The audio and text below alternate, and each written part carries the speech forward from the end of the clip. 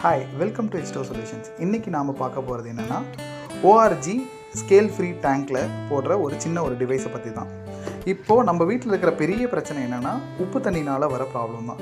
உப்பு தண்ணினால் என்ன ஆகும்னா, உங்களோட டைல்ஸில் உப்பு படிகிறது, பைப் லைனில் வந்து உங்களுக்கு கிளாக் ஆகிறது, ஏர்ஃபால் ப்ராப்ளம், ஸ்கின் இச்னஸ் ப்ராப்ளம், இல்லைனா வந்து உங்களுக்கு ஒரு ஃப்ரெஷ்னஸ் இல்லாமல் இருக்கிறது அப்படின்ற ப்ராப்ளம் தான் இந்த டைமில் நம்மளுக்கு நிறையா இருக்குது.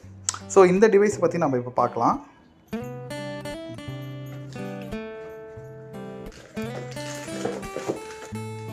இந்த ஒரு டிவைஸ் போதுங்க.